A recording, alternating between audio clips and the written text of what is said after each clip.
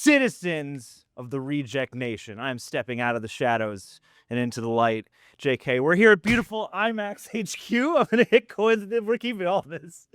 Coin hire here at IMAX HQ in beautiful Playa Vista, California. And we just watched Maggie Gyllenhaal's The Bride. And one thing I didn't quite realize going into this is that a lot of it, much of it, in fact, is shot on actual full-frame 70mm IMAX cameras. So if you want to get the full Bride experience, this is the way to do it. And I was oft dazzled by just how scopic and beautiful many of these frames are. So IMAX it. I was looking forward to this in CinemaCon last year because CinemaCon last year, Maggie Gyllenhaal herself came out and described the frame use emotionally and visually and the connection each of the characters' arcs for the use of frame and the use of IMAX, and her knowledge of film framing was actually as or more inspiring than the bombastic footage itself because the emotion she connected to each frame as she described it, I was like, this woman loves the language of film. So the IMAX use was very connected emotionally and visually. So I agree. True. IMAX. Heck yeah. So leave a like for IMAX, leave a like for Monster Cinema, and let's hop into this real quick. I'm just going to brief you guys with the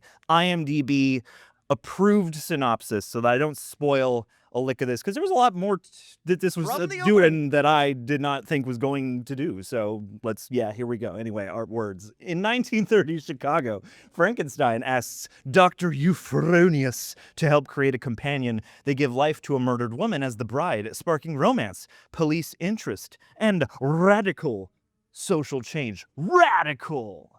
And that's about the size of it. Don't want to say too much more because this is a movie that goes a whole bunch of different places. And one thing that I am 100% certain of is that everyone is unanimously going to love it. Yep. Universal. Universal monsters, baby. Pack it up, we're done. Everyone's watching it. No. Everyone's loving it. Everyone is going home not worried about conversations with their significant others. I'm very excited to have conversations about this movie. I guess I'll draw first blood there. This is definitely a movie that's going for a whole lot of things. It's got a whole bunch of tones. I don't know if it always hits the landing, and I think that ratio is going to vary wildly for every single viewer. I think a lot of people are probably going to hate this. I will say I liked a lot about this. This was up my alley in terms of all the different things that it was doing. It's doing a monster movie, a classic, Frankenstein-esque monster movie to a degree. It's also doing film noir. It's also doing classic Hollywood. It's also doing Bonnie and Clyde and things like that.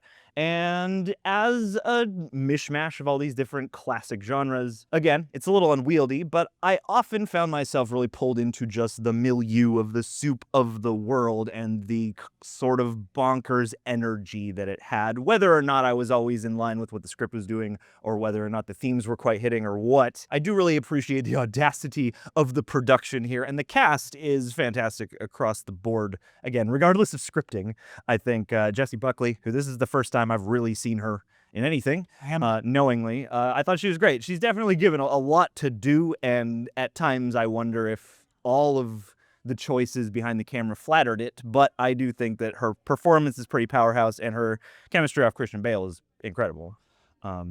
I'm a little more in the I wanted to connect in ways that I didn't quite vibe, and I find that with a lot of really bold filmmaking. I'm happy when it's audacious. I'm happy when it's bold. I'm very happy when it exists, but there was a disconnect for me between how I wanted to feel and how I felt. I like a lot of the thematic ideas. I like a lot of the goals and ambitions and striving and its scope. I really appreciate a filmmaker. I mean, Maggie and Jake Gyllenhaal have been in this game forever. Like, Donnie Darko was 25 years ago now at this point or more, and I love that she's putting her name behind something that she clearly believes in. My struggle was a lot like when you're a theater kid and you're not quite in the inner sanctum of theater kid. There seems to be like this fun and whimsy and excitement that they have that you're just not getting. Like, I was always the theater kid. This is the personal connection to this, where I was like, I want to understand the freedom of that fun. And just like with like punk music, which is clearly a parallel here, I like Henry Rollins more than I like the Henry Rollins band.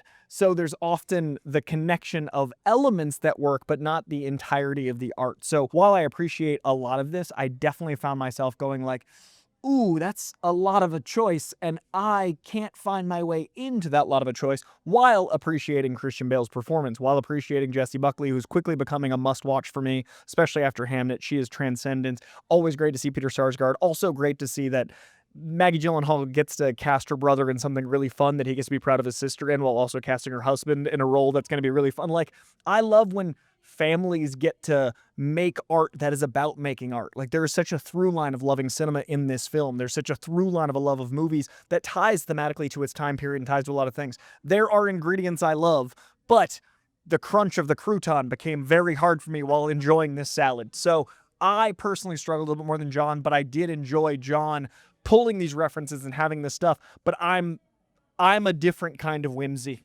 And so there were parts that didn't quite match thematically for me with the whimsy in the dark. Sure. I mean, yeah, it is a tonally very broad movie, and sometimes that broadness skews really dark, and sometimes that broadness is literally referencing parodies of Frankenstein in ways I was not expecting. And that just cued to me that, yeah, like, I feel like there's more camp under the hood than in a way I wasn't expecting. I was expecting some level of camp, and I've heard people reference Joker Folie à Deux in reference. There's two people in it. Well, I can, White make. without saying too much, I kind of get why, and I do think that this kind of does elements of what that was trying to do better, minus all the Batman context and yada yada. But yeah, Christian Bale, who, again, very committed, and Annette Bening too is in this. She's great, and just across the board, there's a lot of great production value. There are a lot of really beautiful, again, old Hollywood or old America. You're in New York, you're in Chicago, you're in all these different places. But Beautiful. a lot of it is through the lens of cinema. There's a heavy element of love for the movies that comes through this.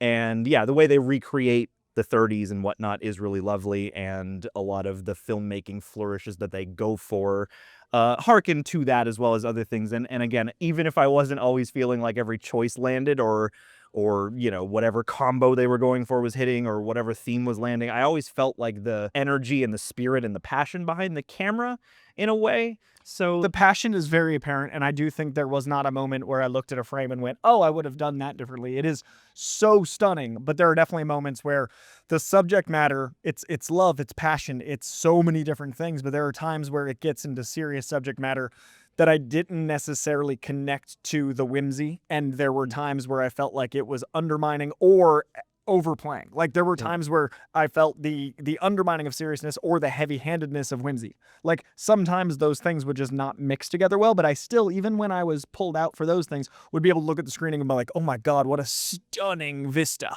And that, to me, is one of the things I like about making bombastic cinema. You're never not invested in some way. You're never not invigorated in some way. So some of the narrative choices, some of the writing choices, some of those things didn't work for me, but I really want to know more of this DP's work. I really want to see Maggie Gyllenhaal direct things in this scale and scope again, because I imagine all of those ingredients will still be true while the story might suit my goal, especially by the end. Like, there are some directions it goes where I was like, I don't know the fulfillment if that's going to feel here. yeah, I'm really excited. I'm curious to see her voice grow as a director, because there's some aspects of that in particular that feel very assured and confident. And again, I love the audacity of some of the swings. Seems like she really knew what she wanted to do. Same time, there are a lot of moments too where you're like, ooh, I feel like maybe you were hurting for coverage, or you had to cover some stuff with ADR. And there are moments where it feels a little more rough, and then moments where you see it really kind of chugging along at its own rhythm and whatnot. Yeah, it's like a really bold first work, and I think more than anything, I really admire that, and I had fun with it. I'm curious to talk to some more people, A, for the more subtextual aims, but also B, just to kind of see if I'm curious to go watch it again, or talk to people, because it's one of those where I don't know if this would wind up being such that the whole is not as good as the sum of its parts. It's got a lot of interesting parts, and it's got a lot of, like I said, stuff that directly plays to my taste as a theater kid, as a horror fan, as a fan of film noir, as a fan of all this stuff. But yeah, it may be an unwieldy mess at the end of the day, but it's one that really I got into experiencing as a piece of art. And I think the parts that I really enjoy, I will hold on to, and I think that this is something that I'm glad to have seen, but it isn't something I personally will be like, this isn't the repeat watch that I might have expected The Bride to be when I saw it at CinemaCon. This is something that I'm glad people are definitely going to connect to. This feels very personal. It's clearly personal to the people that made it, but it also feels like it's going to be very personal to a lot of viewers. It is one of those specific things that I didn't connect to as much, but that's why personal movies are important, because this is for those people that are going to find something in it that I couldn't. So yeah, I had a lot of fun. I'm glad I saw it, but I definitely don't know how to quantify it. And now we as two white men are going to expound upon how this movie comments on the female experience. Which I've lived oft. Which I have too often lived myself, and Yeah. that's why people come to this channel.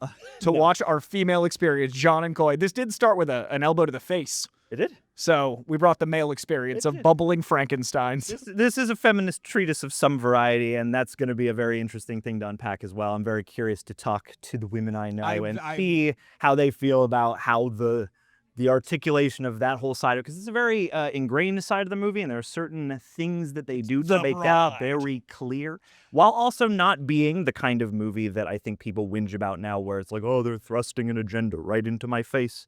I didn't feel that way. Whilst thrusting.